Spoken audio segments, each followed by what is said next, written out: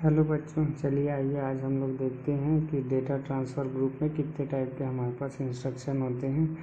और बहुत सारे इंस्ट्रक्शन को हम आज पढ़ के देखेंगे कि उसके फॉर्मेट कैसे होते हैं और उसका कोडिंग कैसे लिखी जाती है।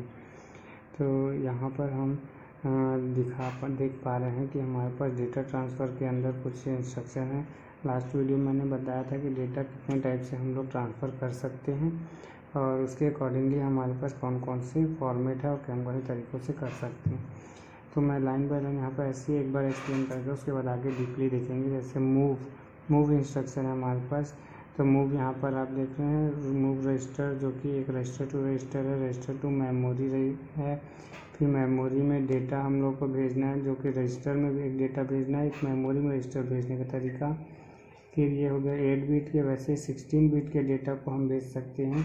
ऐसे किसी एड्रेस को लोड करना है, वैसे किसी स्टोर करना है किसी मेमोरी एड्रेस में, वैसे ही किसी एड्रेस में अगर हम लोगों को HL पेयर का डेटा को भेजना है या HL पेयर को स्टोर करना है। कुछ इस तरीके से हमारे पास इंस्ट्रक्शन है। इसको और इंस्ट्रक्शन होते हैं। हम आगे देखते हैं कितने टाइप के हमारे पास इंस्ट्रक्शन है, उसको फॉलो कैसे किया जाएगा उसके बारे में हम देखते हैं।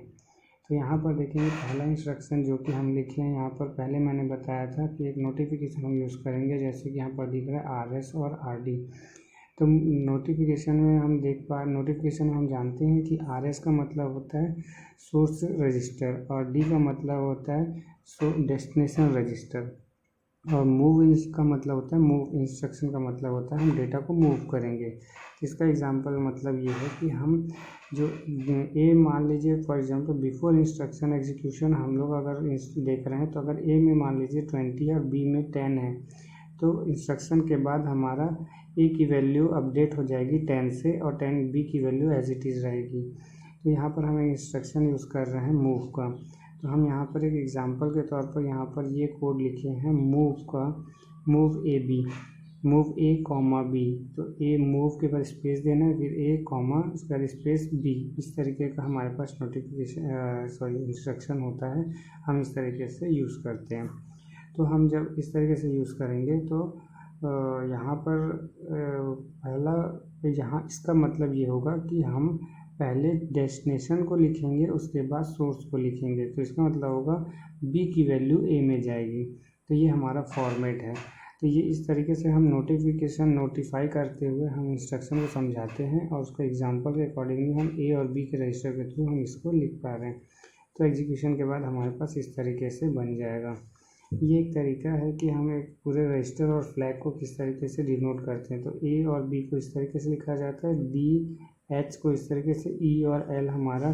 तो ये DE और HL पेयर हमको इस तरीके से लिखने को मिलता है। B और BC रजिस्टर को हम पेयर में इस तरीके से लिखते हैं। A और फ्लैग को डिनोट करता हुआ 8 बिट का फ्लैग को हम इस तरीके से लिखते हैं। ये हो गया हमारे पास एक तरीका कि हम कैसे किसी इंस्ट्रक्शन को समझेंगे। तो ये इस इंस्ट्रक्शन के अकॉर्डिंगली हम देख पा रहे हैं कि एक रजिस्टर से दूसरे रजिस्टर में हम डेटा को भेजते हैं। तो इसे कहा जाता है register to register data transfer. यहाँ पर कौन कौन से तरीके होंगे हम यहाँ पर देख रहे हैं। बी से C में भेज सकते हैं, D में, E में, H में, L में और A में। तो इसी तरीके से C की वैल्यू को भी हम इंडिविजुअली हर एक रजिस्टर टू रजिस्टर किसी भी रजिस्टर को किसी भी रजिस्टर में हम एक दूसरे में डेटा को ट्रांसफ़र कर सकते हैं। ये एक इंस्ट्रक्शन का एक एग्जाम्पल है। आगे देखते हैं हमारे पास मूव करने के लिए अब हमारे पास एक मेमोरी से रजिस्टर में और रजिस्टर से मेमोरी में, ये हमारे पास तरीका है। तो हम किससे लिखेंगे, यहाँ पर M से डिनोट कर रहे हैं मेमोरी को, R से डिनोट कर रहे हैं हम रजिस्टर को। इस तरीके से हमारे पास ये एक तरीका है। तो इस इंस्ट्रक्शन कैसे रीड करेंगे वो चीज़ को देखते हैं। तो यहाँ पर इस एक बात को हमको ध्यान रखना होता है, जब हमारे पास मेमोरी रिलेटेड अगर इंस्ट्रक्शन होगा, M का मतलब होता है HL पेयर में रखा हुआ, HL पेयर में जो डेटा रखा हुआ एज अ मेमोरी हमारा काम करेगा, मेमोरी के लोकेशन का जैसा काम करेगा। उस मेमोरी लोकेशन में जो भी डेटा होगा वो रजिस्टर में आ जाएगा। जैसे कि यहाँ पर बिफोर इंस्ट्रक्शन मान लीजिए हमारे पास इस तरीके का एग्जांपल है। बिफोर इंस्ट्रक्शन मतलब हमारे पास अगर C000 में 10 एक डेटा है, इस तरीके से है, और हमने एक इंस्ट्रक्शन यूज़ किया कि B पहले सोर्स लिखा गया M, यहाँ डेस्टिनेशन बी लिखा गया और मूव का इंस्ट्रक्शन दिया गया है। तो ये हमारा फॉर्मेट हो गया। इस तरीके से हम एक एग्जांपल सेट किए हुए हैं। और बिफोर हमारे पास बी में मान लीजिए 20 है, एच में C0 और 00 एल में, तो HL पेयर में यहाँ पर हमारे पास ये मेमोरी लोकेशन होना कंपलसरी है, तभी हम इस जो 10 डेटा है वो हमारा बी में अपडेट होगा।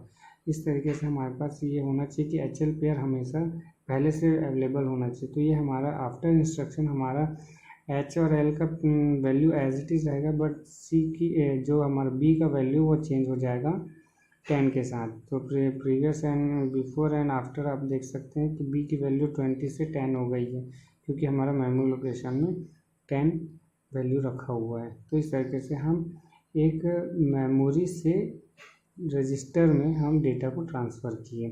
तो इसी तरीके से हमारे पास बहुत सारे एग्जांपल है, जैसे मेमोरी से हम बी में, एल में, सी, एच, डी, ए और ई, इस तरीके से रजिस्टर में हम किसी भी मेमोरी से मेमोरी से डेटा रजिस्टर में भेज सकते हैं।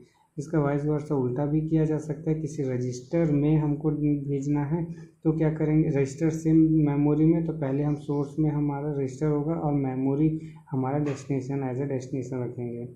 प्रोसेस सेम होगा, इंस्ट्रक्शन के लिए हमारे पास सेम टू सेम प्रोसेस होगा, बट यहाँ पर हमारा सिर्फ अपडेट होगा मेमोरी लोकेशन का, मेमोरी लोकेशन में रखा हुआ डेटा के साथ। इसका एग्जांपल कुछ इस तरीके से लिखेंगे, पहले हम मेमोरी लिखेंगे, पहले मूव लिखेंगे, फिर M, C। तो इस तरीके से हमारे पास ये इंस्ट्रक्शन बन जाता है। इस तरीके से हम बनेंगे। ये बिफोर हमारे पास मान लीजिए लोकेशन हम पहले से डिफाइन कर दिया, HL में C200 का हमको चेंज करना है। C में मान लीजिए हमारे पास 20 है और इस मेमोरी लोकेशन में 10 है। आफ्टर इंस्ट्रक्शन आप देखेंगे कि हमारा ये C से निकलकर मेमोरी लोकेशन में डेटा गया है। तो C क्या है, हमारा रजिस्टर, और मेमोरी लोकेशन हमारा C200 है। तो अब की बार हमारा मेमोरी वाला जो मेमोरी में रखा हुआ डेटा था वो अपडेट हुआ है, ना कि रजिस्टर हुआ है। तो इस तरीके से हम memory to data, data to memory to register और रजिस्टर टू मेमोरी का इंस्ट्रक्शन इस तरीके से फॉलो करते हैं।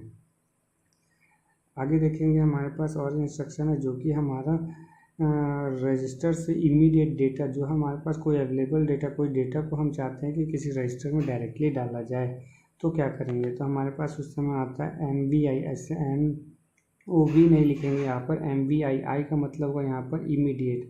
तो यहाँ पर I जो लिखा है इमीडिएट के लिए लिखा गया है, तो इससे हम याद रखेंगे। तो इसके लिए एग्जांपल कैसा होगा हमारे पास, एग्जांपल कुछ इस तरीके से है हमारे पास, MVI C,05। यहाँ 05 हमारा डेटा है, जो कि डेटा है जो हम चाहते हैं कि हमारा C की वैल्यू 05 हो जाए।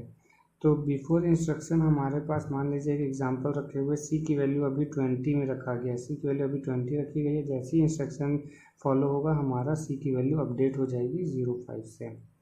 तो इस तरीके से ये हो गया हमारा MVI का इंस्ट्रक्शन, जिसमें I होता है इमीडिएट, और R यहाँ डेटा जो लिखेंगे अभी 8 बिट का लिखेंगे, क्योंकि ये इंस्ट्रक्शन हमारा 8 बिट का डेटा को फॉलो करता है। तो इस तरीके से हम इमीडिएट डेटा को किसी रजिस्टर में डालते हैं। वैसे ही अगर हम लोग को चाहिए कि इमीडिएट डेटा को किसी मेमोरी लोकेशन में भेजना है तो क्या करेंगे। तो इमीडिएट डेटा को मेमोरी लोकेशन में भेजने के लिए हमारा डेटा पहले अवेलेबल होगा, उस डेटा को हम करेंगे ये कि पहले सोर्स में रखेंगे और डेस्टिनेशन में हमारा M लिखेंगे। तो यहाँ पर अगेन M का इंस्ट्रक्शन है, M का मतलब होता है HL पेयर, HL पेयर में रखा हुआ डेटा मेमोरी को डिनोट करता है। तो यहाँ पर एग्जांपल के अकॉर्डिंगली हम देख पा रहे हैं कि मेमोरी लोकेशन हम यूज़ कर रहे हैं, यहाँ पर देख पा रहे हैं 2000 को हम लिख रहे हैं। तो अगर हम इस मेमोरी लोकेशन में डेटा डालना चाहते हैं तो 2000 में हम HL पेयर को पहले सेट करेंगे, और आफ्टर इंस्ट्रक्शन हमारा जो इमीडिएट डेटा हम डालना चाह रहे हैं 10 वो डायरेक्टली चला जाएगा। जैसे कि यहाँ पर एग्जांपल आप देख पा रहे हैं, ये लास्ट इंस्ट्रक्शन के अकॉर्डिंगली हमारा इस तरीके से होगा। पहले हम HL पेयर को सेट करेंगे, तो इमीडिएट इंस्ट्रक्शन के अकॉर्डिंगली हम H में 20 डालेंगे और L में 00 डालेंगे, तो इससे हमारा HL पेयर सेट हो जाएगा। उसके बाद हम इंस्ट्रक्शन डालेंगे MVI M,10, तो इससे हो जाएगा हमारा 10 वैल्यू मेमोरी लोकेशन में अपडेट हो जाएगा। फिर आगे देखते हैं हमारे पास एक इंस्ट्रक्शन होता है जो कि अभी तक हमने जितना भी किया था वो 8 बिट के लिए किया था। अब यहाँ पर हम 16 बिट के लिए डेटा लोड करना चाहते हैं किसी रजिस्टर में। तो ये कैसे होगा? तो ये होगा ऐसे कि हम यहाँ पर LXI यूज़ करेंगे। तो LXI में यहाँ पर देखेंगे, L का मतलब होता है लोड, X का मतलब होता है यहाँ पर 16 बिट डेटा, और I का मतलब होता है इमीडिएट। तो ये पूरा का पूरा इंस्ट्रक्शन का मतलब ये है कि हम यहाँ पर लोड करने वाले हैं 16 बिट के डेटा, वो भी इमीडिएट डेटा को अपलोड करने वाले किसी रजिस्टर में। तो ये इंस्ट्रक्शन हो गया। अब इंस्ट्रक्शन का एक एग्जांपल देखते हैं। तो हम इस तरीके से एक एग्जांपल लिखेंगे, LXI H, 2000। इसका मतलब होगा कि हम LXI जब लिखेंगे तो LXI से ये होगा कि L का मतलब हो गया लोड, X का मतलब हो गया 16 बिट डेटा, I का मतलब इमीडिएट डेटा, और H का मतलब यहाँ पर रजिस्टर, और 20 मतलब हमारे पास यहाँ पर डेटा हो गया। तो यहाँ पर देख पा रहे हैं HL का अगर मान लेते हैं बिफोर इंस्ट्रक्शन एग्जीक्यूशन इंस्ट्रक्शन से क्या होगा, FFF पहले था। अब जैसे ही हम इंस्ट्रक्शन फॉलो करेंगे तो हमारा डेटा अपडेट हो जाएगा, H में 20 चला जाएगा, L में 00 चला जाएगा। तो इस तरीके से होगा। इस इंस्ट्रक्शन में आप यहाँ पर देख रहे होंगे कि RP लिखा है। RP का मतलब होता है हमारा रजिस्टर पेयर। तो रजिस्टर पेयर में H के साथ L होता है, इसलिए HL पेयर में दोनों H और L में अपडेट होगा डेटा। तो ये हो गया हमारा जो डायरेक्टली हम चाहते हैं किसी रजिस्टर में हमारा ये चला जाए, तब हम इस तरीके से यूज़ करते हैं। यहाँ पर एक इम्पॉर्टेंट चीज़ और है, यहाँ पर SP को भी अपलोड कर सकते हैं हम। SP के मतलब इंस्ट्रक्शन पॉइंटर स्टैक पॉइंटर जो होता है उसका भी डेटा को हम अपडेट कर सकते हैं। स्टैक पॉइंटर को करेंगे तो बिफोर इंस्ट्रक्शन 00 है हमारा, आफ्टर इंस्ट्रक्शन हमारा एग्जीक्यूशन के बाद हमारा C600 अपडेट हो गया है। तो ये इस तरीके से काम करता है। आगे देखेंगे हमारे पास, अब हम चाहते हैं कि हमारा हम डेटा लोड करना चाहते हैं किसमें, किसी एड्रेस में। कहाँ से? हमारा एक्यूमुलेटर का। तो हम एक्यूमुलेटर में जो डेटा है उसको अपलोड करना चाह रहे हैं। तो ये कैसे होगा उस चीज़ को देखते हैं। तो इसके लिए हम एक इंस्ट्रक्शन यूज़ करेंगे जो कि हमारा LDA 6C100, हम इस तरीके का एक एग्जांपल यूज़ कर रहे हैं। तो इसका मतलब ये हो रहा है कि हमारे पास मान लीजिए A में एक्यूमुलेटर में अभी 50 है और C100 में हमारे पास 20 डेटा है। आफ्टर इंस्ट्रक्शन हमारा जो मेमोरी का डेटा है वो एक्यूमुलेटर में अपलोड हो गया है। एक्यूमुलेटर में जो डेटा होता है वो नया बन जाता है, जो मेमोरी लोकेशन में रखा हुआ डेटा के साथ अपडेट हो जाता है। तो इस तरीके से हम मेमोरी से एक्यूमुलेटर में डायरेक्टली डेटा को एक्सेस कर सकते हैं। वैसे ही हमारे पास एक और होता है STA का मतलब, ST का मतलब होता है स्टोर, कहाँ से? एक्यूमुलेटर से, और गिवन एड्रेस में हमको अपलोड करना है। तो ये एड्रेस का मतलब हम एड्रेस देंगे, ST का मतलब होता है स्टोर, A का मतलब होता है यहाँ पर एक्यूमुलेटर। तो मतलब एक्यूमुलेटर का डेटा अब मेमोरी में जाने वाला है। तो ये कैसे होगा? हमारा बिफोर यहाँ पर हम इस तरीके से इस फॉर्मेट में लिखेंगे STA C200। इसका मतलब क्या हो गया, A में हमारे पास डेटा रखा हुआ है वो C में जाने वाला, C200 में जाने वाला है। तो प्रीवियसली हमारे पास 10 है, आफ्टर इंस्ट्रक्शन हमारे 20 बन चुका है। तो ये हमारा इस तरीके का काम करता है। ये क्या हो गया, रजिस्टर से मेमोरी डेटा भेजने का काम हुआ है। इस तरीके से हम इस प्रोसेस को कंप्लीट करते हैं STA के इंस्ट्रक्शन के अकॉर्डिंगली। और भी इंस्ट्रक्शन है हमारे पास, जैसे कि SHLD का मतलब क्या होता है? SHLD का मतलब ये होता है कि HL में जो रखा हुआ डेटा है वो मेमोरी में चला जाएगा। HL में जो डेटा हम प्लेस करके रखे हुए हैं वो मेमोरी लोकेशन में भेजा जाएगा। कि किस तरीके से काम करेगा, तो सबसे पहले हम करेंगे ये कि HL पेयर में पहले डेटा हम लोग अवेलेबल कराते हैं। मान लीजिए इस तरीके से हमारे पास डेटा अवेलेबल है और हम लोग ये वाला इंस्ट्रक्शन एग्जांपल के तौर पे ले रहे हैं। SHLD C300 हमारे पास है। अब इस मेमोरी लोकेशन में हमारे पास यहाँ पर देख लें C300 जो हमारे पास अवेलेबल है, जो डेटा वो हमारा अपडेट होने वाला है। इस तरीके से वो कैसे होगा कि हमारा सबसे पहले जो हमारा डेटा HL पहले H पहले जाएगा, उसके बाद L जाएगा हमारा। इस तरीके से डेटा हमारे पास अपडेट हो जाएगा उस मेमोरी लोकेशन में। इसमें बहुत सारी चीज़ें अपनी ऑटोमेटिकली होती है। यहाँ पर मेमोरी लोकेशन ऑटोमेटिकली अपडेट होती है, जो कि 300 से शुरू होता है, फिर C301 में इंक्रीमेंट होकर ऑटोमेटिकली हायर बिट 05 में अपडेट हो जाता है। तो ये हमारा स्टोर करने का किसी मेमोरी लोकेशन में अगर हम लोगों को HL पेयर का डेटा को भेजना हो तो ये स्पेशल एक इंस्ट्रक्शन है जो SHLD हमारा है। इस तरीके से हम ये करते हैं। आगे देखेंगे जैसे कि हमारे पास एक इंस्ट्रक्शन है, एक और है जो कि लोड करने का काम करता है एक्यूमुलेटर का, जो कि पॉइंटेड है किसी रजिस्टर के थ्रू। मतलब ये है कि हम ये चाह रहे हैं कि हमारा जो एक रजिस्टर है वो एक मेमोरी लोकेशन को होल्ड करे और उस मेमोरी लोकेशन में रखा हुआ डेटा हमारा एक्यूमुलेटर में आ जाए।